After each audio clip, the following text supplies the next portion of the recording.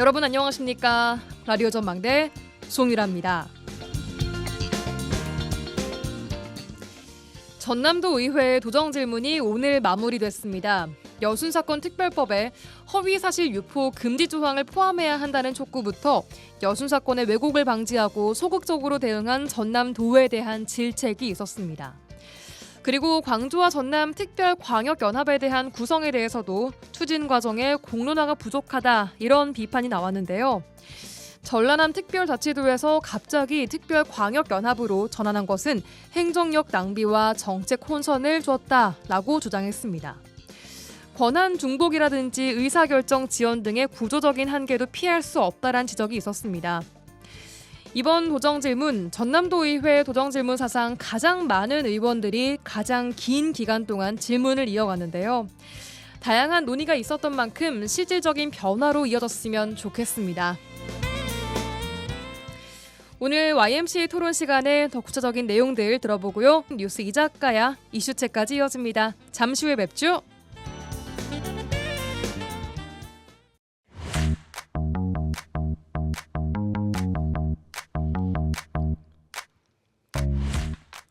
라디오 전망대 9월 19일 금요일 순서 출발합니다. 오늘 같은 불금엔 시사 한 잔, 이슈 한 모금, 뉴스 이 작가야 출발합니다. 라디오 전망대 메인 작가 이선화 작가와 함께합니다. 어서 오세요. 네, 안녕하십니까?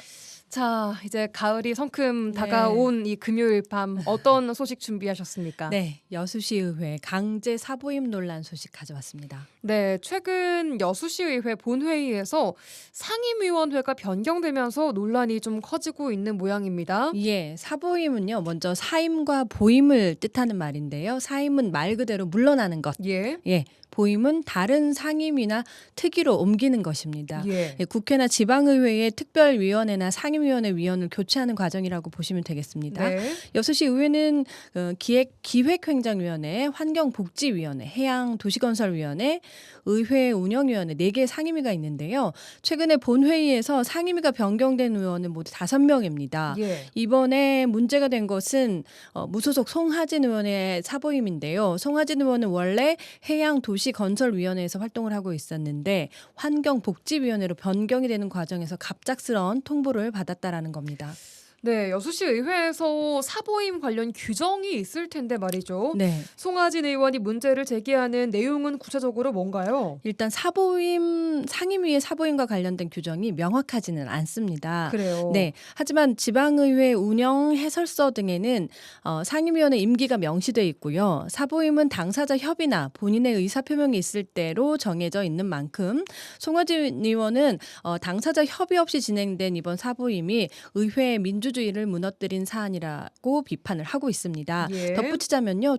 송하진 의원은 본회의 시작 15분 전에 이례적으로 의원 사무실을 백인숙 의장이 찾아와서 긴급성을 요하는 사항이니 좀 도와달라 이렇게 말을 하면서 이번 사보임을 안건으로 추진을 했다라고 했거든요. 예. 그리고 느닷없이 일을 잘하고 있는 해양환경복지위원회 활동을 못하게 됐다라면서 좀 불만을 표시하고 있었습니다. 예, 그러게요. 그러니까 뭐 당사자의 의사가 있었던 것도 아니고 동의 절차가 제대로 진행된 것 같지도 않은데 네. 왜 이렇게 갑작스럽게 일방적으로 사보임을 통보하고 단행을 했느냐에 대한 의문은 좀 남습니다. 네, 저도 그 부분이 가장 궁금했는데요. 그 부분에 대해서 먼저 송하진 의원의 얘기를 들어보시죠. 의장님의 독단적인 생각이십니까? 말씀해 보십시오. 그래도 말 못하고. 보이지 않는 윗선에 힘이 작용해서 그랬습니까? 말씀해 보십시오. 그래도 말씀 안 하시고. 근데 이제 앞으로 어떻게 보면은 지금 해양도시건설위원회가 지금 하는 일이 많거든요. 지금 사실은. 예를 들어서 뭐 어디 건설이라든가 도시계획 변경이라든가 또 지금 제가 또 지적했던 묘도 기회발전 특구 내에 지금 산업단지 부지가 부족해도 불구하고 그곳에다가 지금 스마트 양식장을 또 한다 그래서 그걸 반대를 했지 않습니까? 네. 그것도 영역을 이해하느냐, 영역 결과 보고 한다 그래서 무엇이 우선순위냐 지금 누굴 위해서 한 것이냐. 그다음에 상임위가 지금 9명이거든요. 그럼 갑지구가 저를 포함해서 5명이고 을지구가 4명이거든요. 그러면 4대 4가 되면은 캐스팅 보드 역할은 송하진이 지고 있지 않습니까? 그래서 이번에도 백인수 의장님은 줄기차게 긴급성을 요구하기 때문에 도와주십시오. 그냥 봐주십시오. 그러니 그건 말이 안 되는 일이죠. 네, 그러니까 들어보니까 송하진 의원이 반대를 했던 묘도 지역 스마트 양식장 구성 사업 등 현안 사업에 공개적으로 좀 반대를 했기 때문이다라고 주장을 하고 있습니다. 일단 송 네네. 의원은. 맞습니다. 자, 민주당이 다수당인 상황에서 무소속 의원에 대한 압박이자 또 정치적 보복이다라는 입장이군요. 네. 어제 관련해서 기자회견 열었다고요? 네, 그 자리에서 송하진 의원은 임기가 9개월밖에 남지 않은 상황에서 해양도시건설위원회에서 각종 그 용도 제한 완화라든지 규제 완화가 예상되는 현안에 대해서 이권이 개입될 여지가 있다라는 것을 파악을 하고 앞으로 남은 행정사무감사 같은 음. 절차에서 좀 짚어볼 생각이었다고 예. 해요. 그래서 오랜 시간 준비도 해왔다고 하는데 그런데 내용 파악이 이제는 뭐 생소한 환경복지위원회로 일방적으로 사보임된 것은 시민에게도 여수시에도 그리고 본인에게도 손해라는 그런 입장입니다. 그러니까요. 본인이 쭉 해왔던 사업들이 있고 네. 잘 아는 분야가 있는데 그렇죠. 이걸 갑작스럽게 그만두고 갑자기 생소한 또 상임위로 가라고 네. 통보를 받은 상황이니까요. 그렇습니다.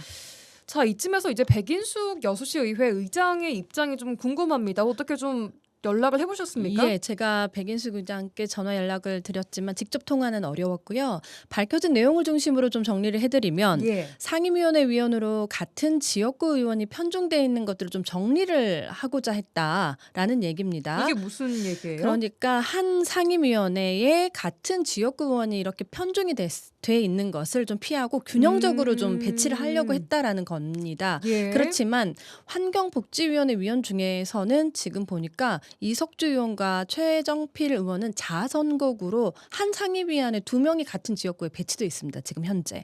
그래서 이런 논리가 맞는 건지는 판단을 해봐야 될 것 같고요. 이번 사보임 때 이 두 분에 그렇습니다. 대한 이동은 없었고요. 네네. 예. 그래서 법과 조례에 대한 명확한 규정은 없지만 백 의장 측에서는 의장에게 추천 권한이 있다라고 밝히고 있는 것입니다. 예. 네. 긴급성을 요하는 사항이 이런 상황이었다고 좀 얘기를 하고 글쎄요. 있는 것 같은데 네, 글쎄요입니다. 네, 네. 정말 일방적인 상임위원회 위원회 사보임이 이 무소속이나 소수당 의원들에게 불리하게 좀 적용된 사례들이 있다 보니까 의회 내 민주주의 말살 또 다수당의 횡포라 이런 말들이 나오는 거 아니겠습니까? 예, 맞습니다. 이번 일은요, 민주당 내에서도 적지 않은 반발이 나오고 있는데요. 여수시의회 김행기 의원은 절차도 명분도 맞지 않고 이걸 상정해서 통과하는 것은 자기 얼굴에 침 뱉기다라고 공식적으로 얘기했습니다. 그리고 강재원 의원도 역시 뭐 더불어민주당 소속 의원인데 논란의 대상이 되기 때문에 보류나 부결을 시키자 그리고 급한 것 아니니까 다음 회기에 좀 처리하자 이렇게 입장을 냈다고 해요. 그렇지만 백인숙 의장은 긴급성을 요하는 문제이기 때문에 강행 처리했다라고 그렇게 알려지고 있습니다. 그러게요. 조국혁신당, 진보당 등 소수당에서도 이 사안에 대해서 입장을 냈더라고요. 예, 그렇습니다. 조국혁신당 여수지역위원회에서는 민주당의 불법적인 사보임 의결을 취소하고 송하진 죽이기를 멈추라는 보도자료를 내고 절차적 정당성을 훼손한 의결이자 백인숙 의장의 의장 권한을 남용한 독단적 결정이다. 이렇게 하면서 의결 취소를 촉구했습니다. 예. 그리고 진보당 역시 민주적 의회 운영을 무력화한 사건이라고 하면서 백인숙 의장의 사퇴를 촉구했습니다. 예. 정치 보복이나 다수당의 안건 통과를 위해서라는 오명을 벗기 위해서라도 네네. 이번 사보임과 관련된 명확한 입장 또 앞으로의 규정이 좀 필요해 보입니다. 네, 맞습니다. 지역사회와 나라의 질서를 세우는 입법 기능이 있는 그런 의회에서 이런 일이 발생했다는 점 참 좀 개인적으로 안타까운 마음이 들었습니다. 예. 예, 그런데 지난 2022년에 청주시 의회에서는요, 다수당인 국민의힘이 일방적으로 소수당인 더불어민주당 소속 이영신 의원을 도시건설위원회에서 재정경제위원회로 변경을 했어요. 근데 당시에 이영신 의원은 지방의회 상임위원회 위원 사부임 의결 집행정지 신청을 법원에 냈습니다. 이런 게 있나 봐요. 예. 예. 그래서 청주지방법원 행정부는 이것을 인용을 했어요. 그래서 전국의 지방의회 사상 최초의 판결인데요. 재판부는 당시에 이 의원의 피해를 예방할 필요가 있고 효력정지 결정이 공익을 저해하지 않는다라고 하면서 인용을 했습니다. 예. 그래서 관련 판례가요. 규정을 만드는 데 기준이 될 수 있을지는 지방의회의 의지에 달려 있다라고 보여집니다. 예, 앞으로 송하진 의원도 이런 집행정지 신청 같은 것을 한다고 합니까? 네, 맞습니다. 여수시의회 송하진 의원 역시 효력정지 가처분 신청 그리고 1인 시위 등 본인이 할 수 있는 노력을 다 하겠다 그렇게 밝혔습니다. 예, 그렇군요. 이번 여수시의회 일방적인 사보임 논란 어떻게 마무리가 될지 끝까지 좀 지켜봐야 될 것 같습니다. 뉴스 이 작가야 이선화 작가와 함께했습니다. 고맙습니다. 고맙습니다. Young man, there's no need to feel down. I said, young man, sing it the YMCA. It's fun to 지역의 대표 스피커 두 영맨들의 화끈한 토론 한판 YMCA 토론 시간입니다. 오늘도 두 분 영맨 모셨습니다. 여수와 순천 YMCA 김대희, 김석 총장님 두 분 어서 오십시오. 안녕하십니까? 네, 안녕하십니까. 네, 안녕하세요. 안녕하십니까. 안녕하십니까. 네, 한 주간 잘 보내셨습니까, 두 분? 김석 총장님. 네, 뭐 이번 주 한 주간 그 YWCA라고 있어요. 여성? YMCA겠잖아요. 예. YWCA가 순천 YWCA가 17일, 18일 양 이틀간 추석맞이 대바자회를 했습니다. 아, 그 오랜만에 갔더니 너무 좋더라고요. 그게 왜 YMC는 YWCA 같이 그렇게 뭔가 이렇게 잘 못 해내는지 하여튼 항상 한탄스럽지만 그 YWCA 조직과 YWC 가지고 있는 그 정다움, 사람을 대하는 태도 막 이런 것들 되게 예.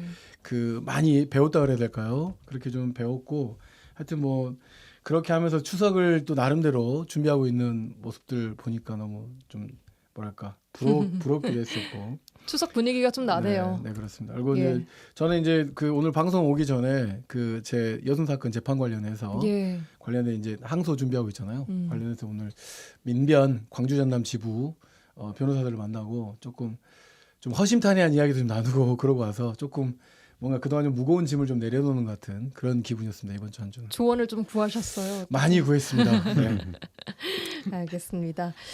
다음 재판은 언제로 지금 예정되어 있습니까? 아직은 뭐 예정하기가 상당히 좀 어려운 것 같고요. 네. 아마 알겠습니다. 올해 안에는 좀 안 될 것 같은 그래요. 네, 올해를 넘길 것 같다는 것이 이제 면변 쪽 이야기입니다. 그래요.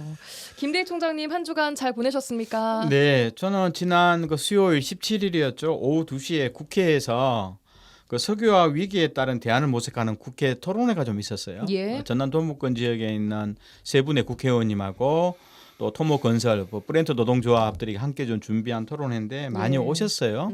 그래서 좀 넓은 장소는 아니지만 특히 여수 석유화학단지를 중심으로 제기되는 여러 가지 대책인데 뭐 단기적으로는 고용 불안이라든가 지역 경제 지원에 좀 집중을 할 수밖에 없는 측면이 좀 있어요. 왜 당장 지금 위기 상황이니까 고용 불안에 있는 취약 노동자라든가 지역의 소상공인에 대한 지원은 필요하지만 중장기적으로 궁극적으로는 정부가 좀 주도해서 현재의 그 석유화학 산업에 있어서 최종 생산 제품을 중심으로 하는 보통 우리가 전방 산업이라 그래요. 예. 혹은 다운스트림이라는 예. 개념으로 하는데 여기에 대한 전반적인 산업 전환 정책이 좀 필요한 거 아니냐. 왜냐하면 이제 좀 중간 기초 유분을 생산하는 이 NCC 이 생산 구조가 경쟁력이 없거든요. 앞으로는. 네, 그래서 예. 가감이 줄이고 대신 좀 고부가 가치 정밀화학으로 가기 위한 촘촘한 디테일한 좀 전략들을 짜야 되는 거 아니냐. 예. 시간이 5년 10년 걸리더라도 그래서 이런 쪽으로 좀 국가의 R&D 자금이라든가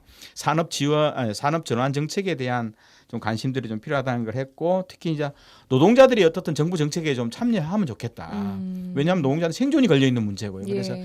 지역의 중소협력업체나 노동자들도 정부의 이런 산업전환 정책에 좀 의견을 개진할 수 있도록 하는 이런 내용들이 국회 토론회에 나왔고 여수 YMCA는 현재 뭐 자원순환 축제가 이번 9월 27일 날 추석을 앞두고 있거든요. 그래서 여전히 탄소 중립 기후위기 시대에 자원순환과 관련돼서 시민들과 함께하는 다양한 축제 행사를 준비하고 있습니다. 예, 좋습니다. 말 나온 김에 그 순천은 내일 근황 시간 내일, 끝났는데. 예, 문화의 거리에서 2시에 자원순환 축제가 있습니다. 시민 여러분 많이 와주세요. 홍보.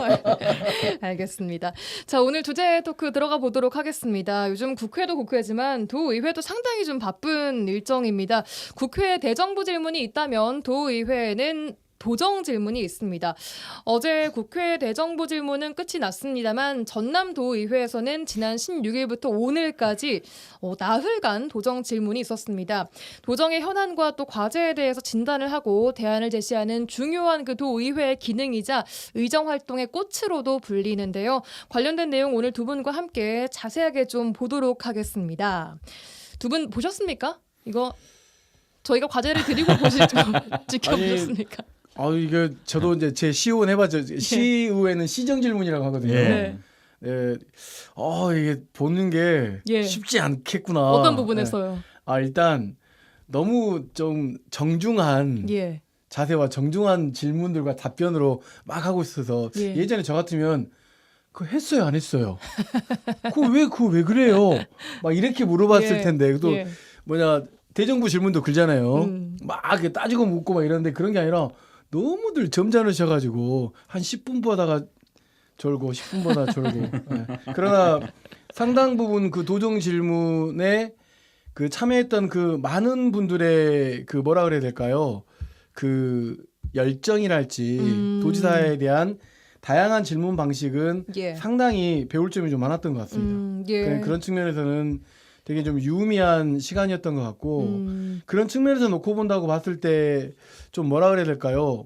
도정 질문이라고 하는 이런 기회들이 예. 도민들에게 더 많이 전달돼야 도민의 요구가 도의원을 통해서 도지사에게 질문을 던지는 방식으로 될 수 있을 것 같습니다. 예. 김대희 총장님은 예, 총평을 어떻게 주시겠습니까? 네, 저도 중간중간에 봤는데요. 예. 재미는 좀 없더라고요.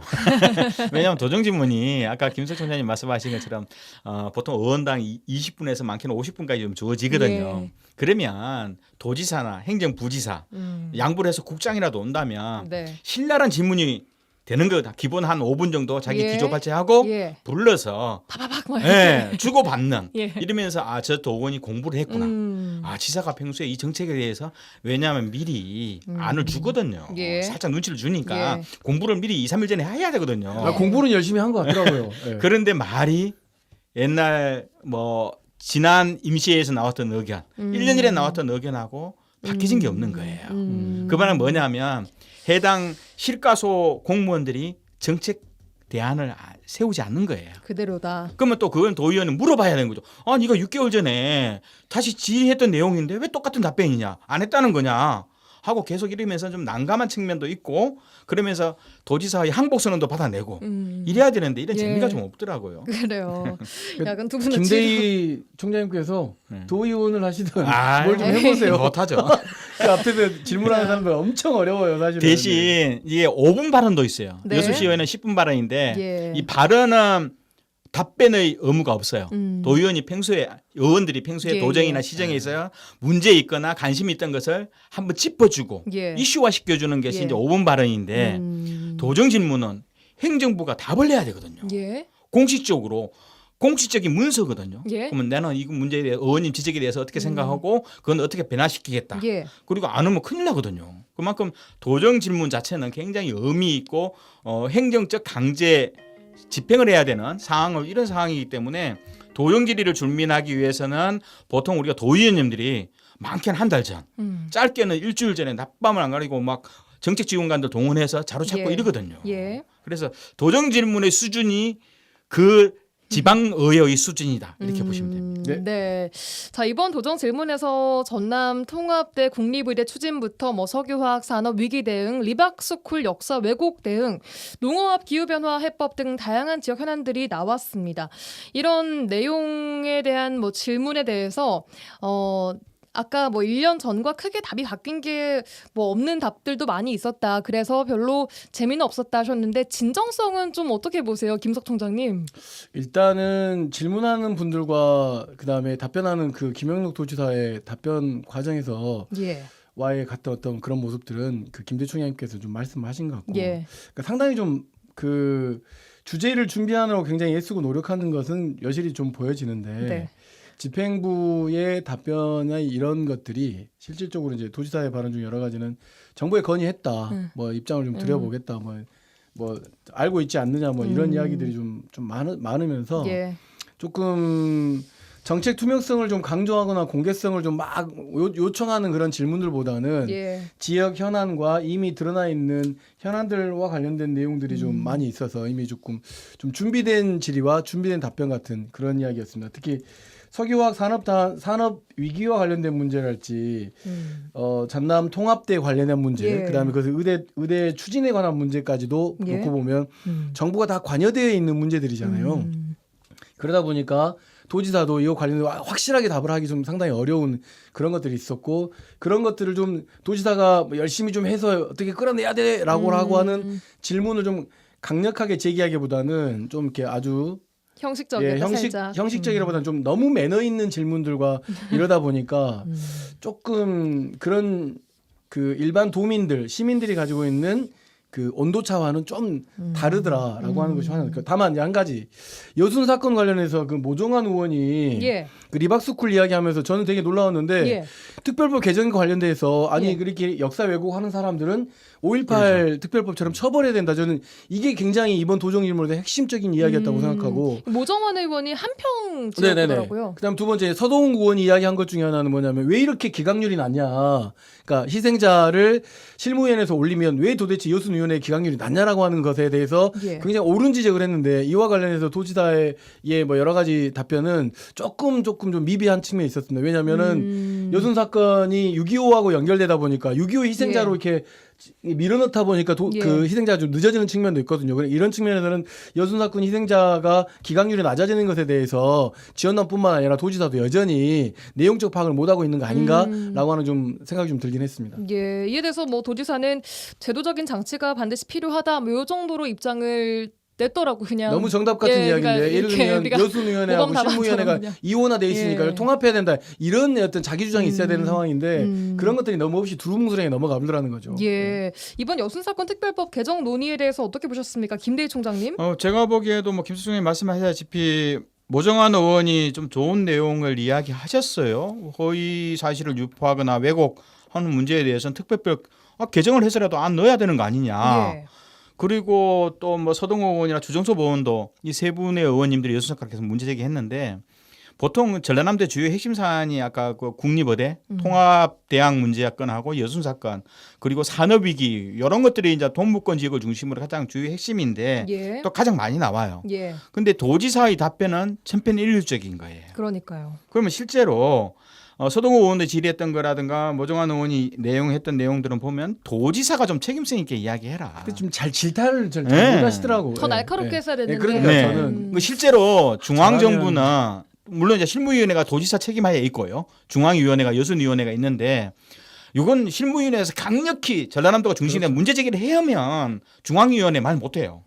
그대로 받아주는 거거든요. 예. 근데 그중에 한두 명의 행정공무원들이 좀 난색을 표하면 도실무위원회가 고개 숙이면 안 되는 거예요. 안 들어줄 수가 없는. 당신 거죠. 내려와봤냐. 예. 이건 내용 주민들 만나봤냐. 문제제기 강력히 해야 되는 거고. 예. 그리고 또 하나 중앙정부는 도가 파트너예요.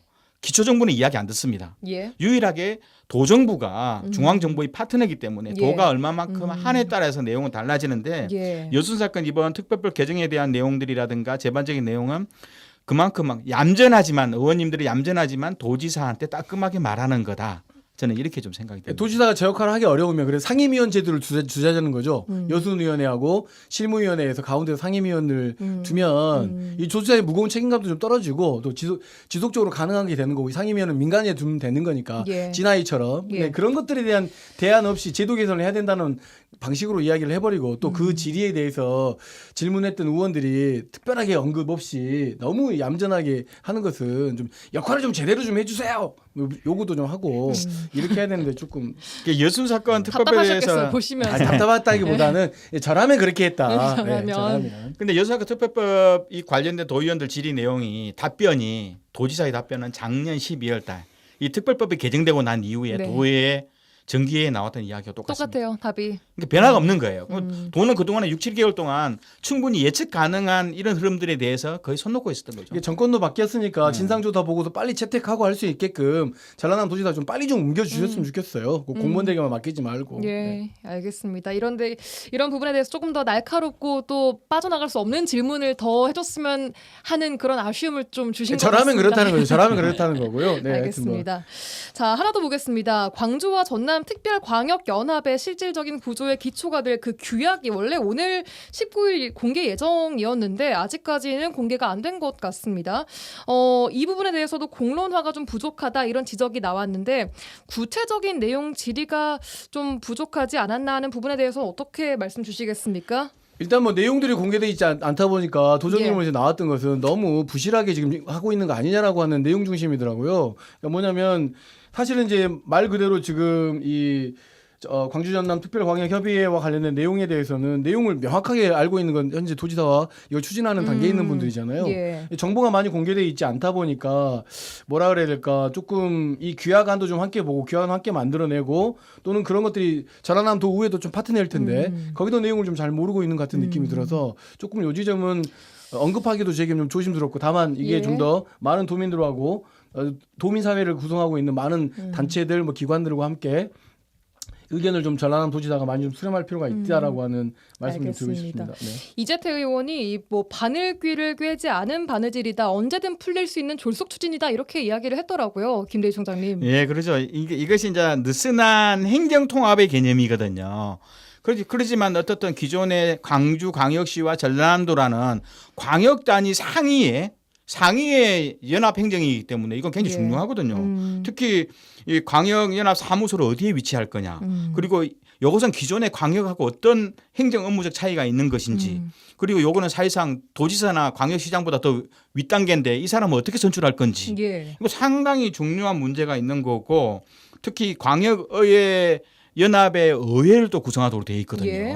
그러면 도의회하고 광주광역시 위에 또 상위에 권한이 있는데 이런 것들을 어떻게 할 건지 중요한 문제임에도 불구하고 예. 이 전라남 도의회는 사전 설명을 했더라고요. 의회는 사전 설명을 했는데 어떤 도의원도 이번 도정 질의가 없었어요. 그러니까 이것 관련해서 사무소의 위치, 권한, 임기, 연합 구성 추진단, 공동 추진 기획단, 그다음에 규약 초안 관련된 내용에 정말 도민들이 알 권리 이제 굉장히 중요한 문제인데 예. 도정 질문에서 이거 빠진 것들에 대해서는 예. 도의원들께서도 좀 더 그러니까 알고 공부를 열심히 있었다는 하든지, 거예요? 그러니까 아마 모르긴 몰라도 기본적인 내용들은 공유가 되거나 보고가 되었을 가능성이 높을 것 같고요. 보고가 되지 않았다라고 한다면 그것도 또 문제이지 않겠습니까? 예. 네. 그런데 이제 이번 도정 질문에서 이런 부분들이 빠진 것은 대단히 좀 아쉬운 거죠. 네. 알겠습니다. 자, 저희 잠깐 광고 듣고 와서 이번 도정 질문에서 아쉬웠던 부분과 또 나머지 부분들 얘기해 보겠습니다. 1시간만 투자하세요. 지역의 이야기를 모아 전해드립니다. 지역 시사는 역시 여수 MBC 송유라의 라디오 전망대.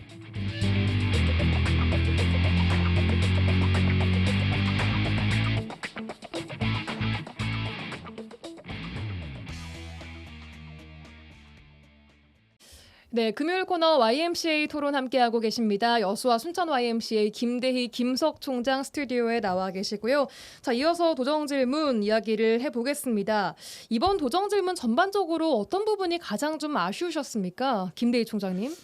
제가 보기에는 전체적으로 도정 질문 중에서 한 130여 건 정도가 나왔는데 그중에 한 100건 정도가 도정 관련이고요. 예. 30건 정도가 도교육청, 이제 교육 관련 사안이 좀 있어요. 예. 상대적으로 리박스쿨의 그 역사 왜곡 관련된 교재 문제 말고는 교육 관련 좀 질의가 좀 생각보다 좀 적었다 하는 측면이 좀 있고요. 예.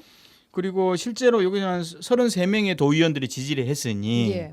거의 뭐 전라남 도의원 중에서 거의 70% 가까이가 대부분 문제를 가지고 도지사한테 어떤 답변을 요구하는 예. 행정적 책임을 요구하는 그런 행태였는데 예.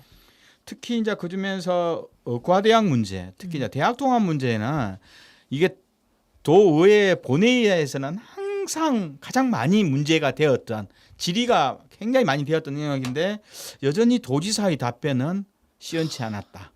왜냐하면 물론 이것은 이제 중앙 정부가 결정해야 되는 영역이 많아요. 교육부하고 보건복지부 영역이 많지만 그렇다고 해서 도지사가 좀 약속했던 여러 가지 그 통합 그 개교 일시라든가 내용들 이런 문제에 대해서 여전히 도의원들이 궁금함을 가지고 문제 제기를 계속했음에도 불구하고 예. 좀 제대로 답변들이 안 이루어진 것이 너무나도 저는 아쉽다고 좀 봅니다. 알겠습니다. 김석 총장님은 어떤 점이 가장 좀 아쉬우셨습니까? 일단 전체적으로 국립대 의대 설치나 석유화학 산업 뭐 위기 관련한 측면에 지역 현안에 굉장히 굵직한 전라남도 중요한 문제에 대해서는 도 차원에서 정부하고 그다음에 국회와 적극 협력하겠다. 그다음에 무한 공항 광주 군공항 이전이나 철도망 확충과 관련된 광역 인프라 관련해서도 도 차원에서 뭐 컨트롤 타워 역할을 하겠다. 그다음에 농업 관련된 기후 변화 대응 이런 부분에 대해서는 뭐 보험과 지원 체계 강화성을 필요성을 하겠다라고 답변은 좀 하긴 하지만 사실은 좀 추상적 원론 수준이 좀 갖추고 있는 측면이 좀 있습니다. 그런 측면에서 놓고 본다면은 사실 이번 도정 질문에 대한 거는 기대가 상당히 컸던 것 중에 하나는 예. 그 이재명 대통령이 그 각 곳곳을 돌아다니면서 사실은 타운홀 타운홀 미팅하면서 그런 나름대로의 뭔가 이제 효과성이 좀 있다라고 생각하는데 예. 그런 측면에서 놓고 본다라고 하면은 좀 흥행 면에서는 조금 좋은 점수를 주기는 어렵지 않을까. 그다음에 이제 도교육감 같은 경우는 이번에 리박스쿨 역사 왜곡 관련한 문제에 대해서 예. 굉장히 조금 걱정도 많이 했고 사실은 좀 논란에 조금 빠지기도 했는데 정확하게 어쨌든 교육 현장에서 왜곡된 자료를 사용하지 않겠다라고 좀 예. 분명히 답변하면 한 부분은 조금 좀 인정이 좀 된 측면이 있는데 한편으로는 이제 그렇다라고 한다면 구체적 교육과정 개편이나 또 올해 또 그 의교육을 했었잖아요. 저희 우리 순천 그 생태 비즈니스 센터 생태 그 센터에서 했는데 이런 것과 마찬가지로 제도적인 어떤 역사 왜곡 관련된 내용들이 교육계로 들어왔을 때는 무엇을 할 것인가에 대한 문제들에 대해서는 조금 더 구체적일 필요가 있지 않겠는가라고 생각이 드는 거죠. 그래서 알겠습니다. 두 기관장이 굉장히 문제 의식을 공유하는 건 좋았지만 예. 답변이나 이런 것들에 대한 추상적이었고 또 도의원님들은 또 지역 현안 문제를 너무 또 내년 지방선거를 앞두고 좀 드러내는 것도 사실은 필요하긴 하겠지만 너무 조금 좀 그런 건 아니었는가라고 하는 생각이 좀 들었습니다. 약간 질문 형태도 좀 바꿔야 될 것 같아요. 이게 막 예, 저도 타운홀 이제 미팅처럼 좀 이렇게. 맞습니다. 저도 이제 시의원을 해봤으니까 그 도의원님들이 동료 의식의 관점에서 놓고 본다 그러면 저거 준비하느라고 날밤 새고 예. 어떻게든 다 준비하느라고 애썼을 텐데 그렇다고 너무 격하게 비판하기는 좀 쉽지 않아서 그럼에도 불구하고 하여튼 알겠습니다. 잘해봅시다. 네네. 근데 저는 그 도의원님들이 이제 국립대 통합 문제, 목포대하고 순천대 통합 문제 했건하고 그 더불어서 그것은 어차피 그것은 작은 부분이고 핵심은 의과대학 신설인 어디로 갈 건데. 거냐. 네. 근데 문제는 이게 지금 도지사는 27년도에는 하겠다 했는데 이게 2030년 2030년 넘어가 버렸거든요. 그러면 생각보다 4, 5년 뒤에요. 그러면 의과대학 문제는 들어오면 좋지만 그럼 이게 안 들어오는 사이에 전라남도의 공공의료 정책들 그리고 취약 지역의 필수 의료 시설이나 인력의 부족한 문제를 따져야 되는 거거든요. 근데 의과대학 신설이라는 문제는 큰 담론은 있는데 시기가 3, 4년 늘어졌잖아요. 그럼 이 중에 도의원 한 분이 좋다 그렇다면 한번 잡고서 각각의 서부권, 동부권 그리고 농어촌 지역의 취약한 의료 실태들 보고 맞아요. 이건 민간 또 병원 중에 거의 95%가 민간 병원이잖아요. 그럼 민간 병원과 보건 정책이 어떻게 결합을 시켜서 필수 의료 시설들이 뭐가 필요한지 그리고 전라남도의 전체 10조 원이 넘는 예산 중에서 500억도 지금 보건 의료 정책 안 쓰고 있거든요. 그럼 여기서 그럼 중간 5년 동안 어떻게 견딜 거냐? 그리고 어떻든 2차, 3차, 1차, 2차 병원끼리의 역할 분담 그리고 전문 인력 교류, 정보 교류 이런 것들을 좀 공공의료 정책을 그나마 좀 보완하는 쪽에 질문이 없어서 너무 아쉬워요. 그래요.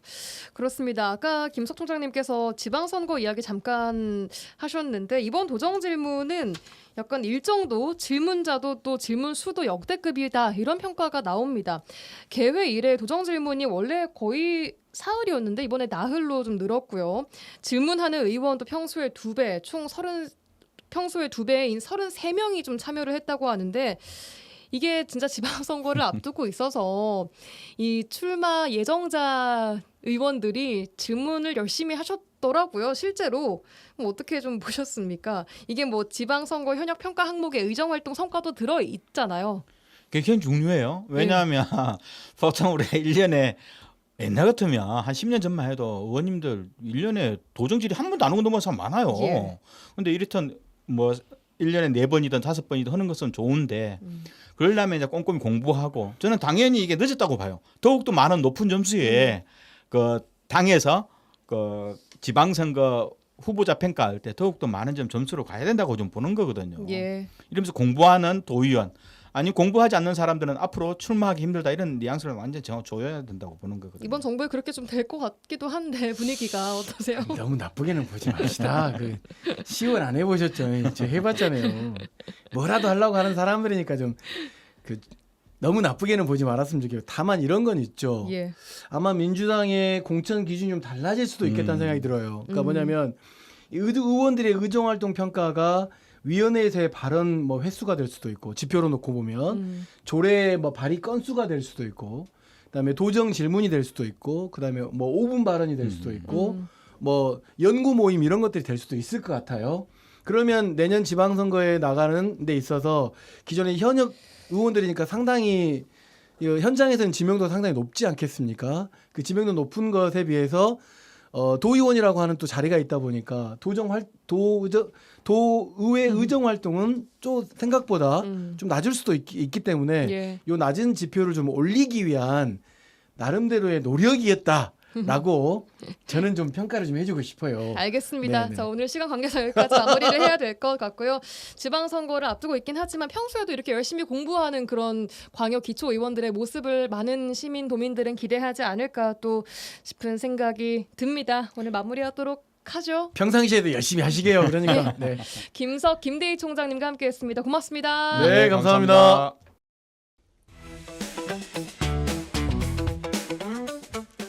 지역의 이슈를 직접 체크해드립니다.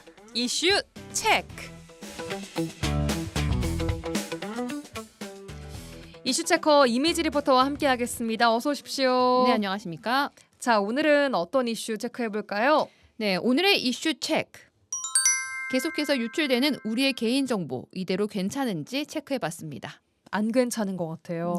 네, 몇 달 사이에 진짜 각종 통신사 그러니까 SK텔레콤 유심 사건부터 최근에 뭐 KT 소액 결제 또 롯데카드까지 대규모 개인정보 유출 사건이 연달아 발생을 하면서 소비자들은 불안해질 수밖에 없습니다. 안 괜찮아요, 진짜. 네, 맞습니다. SK텔레콤의 유심 정보 유출 사태가 벌어진 지 5개월도 채 안 되지 않아서 이 KT 소액 결제 피해 사태에 이어서 롯데카드 해킹 사고가 터졌습니다. 이로 인해 국민들은 원하지 않는 대국민 사과를 받아야 했습니다. 네, 안녕하십니까. 롯데카드 대표이사 조좌질입니다. 롯데카드를 아껴주시는 고객 여러분 그리고 유관기관 여러분께 심려를 끼쳐드려 진심으로 죄송합니다. 네, KT 대표를 맡고 있는 김명설입니다. 최근 특정 지역 일대에서 발생한 소액결제 피해 사건으로 크나큰 불안과 심려를 끼쳐드린 점에 대해서 사과의 말씀을 드리고자 무거운 마음으로 이 자리에 섰습니다. 네. 국민들은 원하지 않은 대국민 사과. 조자진 롯데카드 대표이사와 김영섭 KT 대표의 대국민 사과 차례로 듣고 오셨습니다. 네. 자, 먼저 KT 보겠습니다. 사고가 발생했던 건 소액 결제 피해인데요. 이어서 개인정보 유출까지 된 심각한 상황입니다, 지금. 네, 최근 수도권 일부 지역에서요. KT 무단 소액 결제가 사태가 발생했습니다. KT통신사 가입자의 휴대전화에서 이용하지 않은 소액 결제가 빠져나간 건데요. 예. 그동안 이번 범행에는 펨토셀이라고 불리는 불법 초소형 기지국 장비가 활용될 것 추정했는데요. 예. 얼마 전 이 붙잡힌 피해자들은 불법 초소형 기지국 장비를 승합차에 싣고 다니면서 이 피해 지역에서 범행을 저질렀다고 시인했습니다. 그러니까요. 이게 그러니까 경기도에서 발생을 했지만 네, 전국 어디든 이 기지국 장비를 가지고 갈 수 있다라는 거 아닙니까? 그렇죠. 예. 자, 시간이 갈수록 피해 규모 커지고 있습니다. 일주일 전 KT가 파악한 피해자가 200명대였는데 어제 보니까 기준 300명대로 좀 늘었어요. 네. 피해 액도 그렇고. 네, 맞습니다. 지난 11일 KT는요. 278명에 1억 7천만 원의 피해가 있다고 알렸습니다. 예. 그런데 휴대전화 무단 소액 결제에 대해서 2차 분석한 결과 피해 규모가 늘어났는데요. 피해자 수는 362명, 피해액은 2억 4천만 원입니다. 또한 불법 초소형 기지국 2개가 더 추가 발견됐습니다. 그리고 가입자 식별번호와 단말기 식별번호, 전화번호가 유출된 것으로 확인됐는데요. 이렇게 개인정보 유출 피해가 2만 30명입니다. 예. 이렇게 사태가 악화되면서 KT 이용자들의 불만이 커져가고 있는데요. 개인정보가 유출되고 소액 결제가 된 상황인데 피해자들 외에 다른 고객에는요. 어떠한 공지 문자도 발생되지 않고요. 제대로 된 조치도 하지 않아서 불만이 커지고 있습니다.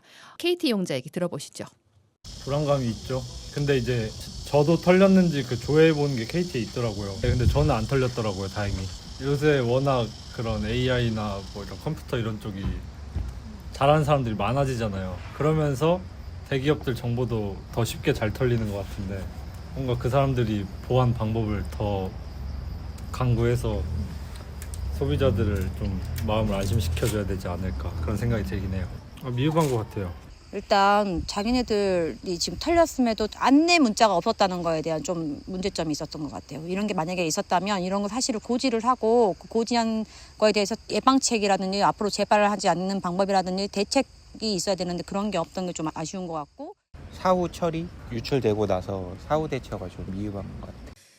네, KT 이용자들의 목소리 듣고 왔습니다. 네. 뭐 개인적으로 저도 이 통신사를 이용을 하고 있는데 받은 기억이 없습니다. 일단. 네, 그러니까 많은 분들 얘기하시는 게요. 이 사고 터졌는데 아무런 안내 문자도 없고 심지어 어제 오후에 그 민생회복 소비 쿠폰 스미싱 주의라는 문자가 왔어요. 그러니까 전혀 다른 문자는 그렇죠. 공지가 잘 오는데. 네. 자, 이렇게 KT에 이어서 롯데카드 개인정보가 또 유출이 됐습니다. 자, 이게 2014년 이후에 뭐 두 번째라고 좀 보도가 되고 있는 것 같은데 네. 특히 유출된 일부 고객 정보 중에는 진짜 뭐 CVC 정보까지 다 유출됐다라는 네. 보도가 나와요. 맞습니까? 네, 맞습니다. 지난달 26일 온라인 결제 서버에서 외부 해커의 침입 흔적이 발견돼서 즉시 이 전체 서버에 대한 전미 조사를 했다고 합니다. 예. 점검 결과 3개 서버에서 2종의 악성 코드와 5종의 웹셀을 발견해 즉시 조치를 했는데요. 그 31일 1.7GB 분량의 데이터가 반출 시도했던 흔적이 발견되고 지난 2일에는 이 금융감독원과 금융보안원의 현장 검사에서 200GB 분량의 데이터가 추가적으로 반출 정황이 발견됐습니다. 정보만 200기가. 네, 맞습니다. 예. 그리고 17일 특정 고객의 일부 고객 정보가 유출된 사실이 최종적으로 확인됐는데요. 정보가 유출된 고객은 297만 명입니다. 와. 300만 명 가까이 되네요. 네, 맞습니다. 그런데 문제는요. 이 중에 28만 명은 유출된 고객 정보로 카드 부종 사용으로 이어질 수 있는 카드 번호 16자리, 비밀번호 2자리, CVC 번호까지 유출된 겁니다. 비밀번호까지요? 네, 저희가 보통 인터넷 뭐 쇼핑을 하면 이 정보만 있으면 가능해요. 다 결제 가능합니다. 카드 번호, 비밀번호 뭐 2자리 앞에 혹은 뒤에. 네. 그리고 CVC 번호는 카드 실물을 가지고 있어야 거의 볼 수 있기 때문에. 네. 그래요. 그럼 다 유출이 됐다는 겁니다. 개인정보도 문제지만 이 카드라는 것이 결제, 즉 돈과 직접 연결되는 부분이어서 불안감이 더 커지는 것 같아요. 네, 시민들 지적하는 게 그것입니다. 이게 바로 결제한 순간 돈이 나갈 수 있는 이게 가장 크다고 얘기하는데요. 롯데카드를 사용한 시민들은요. 사태가 발생하고 뒤늦게 오늘 오후 12시 정도에나 정보 유출되지 않았다는 문자를 발송했다고 대체에 미흡함을 지적했습니다. 특히 카드는요. 재산과 직결되기 때문에 더 불안하다면서 해당 카드가 아니더라도 다른 카드 사용 한도 조정도 고민하고 있다고 얘기하고 있습니다.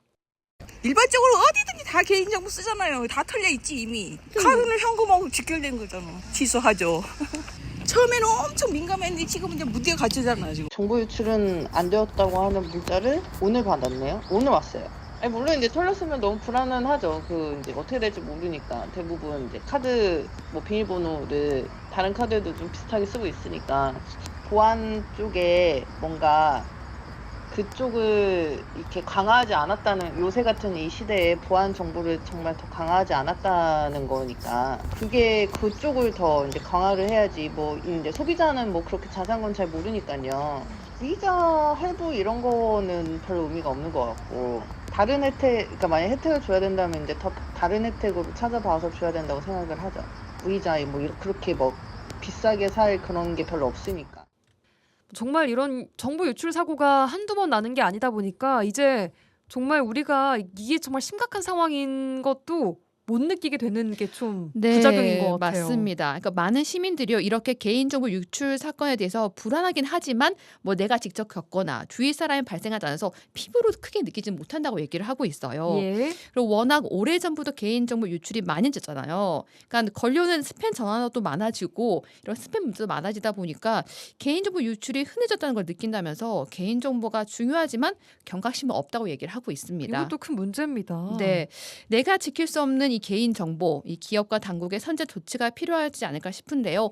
오늘도 우리는 속담처럼 개인 정보 잃고 서버를 고쳤습니다. 개인 정보 잃고 서버를 고치는 일이 또 반복되지 않기를 또 바랍니다. 이미지 리포터와 함께했습니다. 고맙습니다. 네, 감사합니다. 라디오 전망대가 9월 19일 금요일에 준비한 내용은 여기까지입니다. 저는 다음 주 월요일에 돌아오겠습니다. 구성 이선화, 연출 송유라였습니다. 고맙습니다.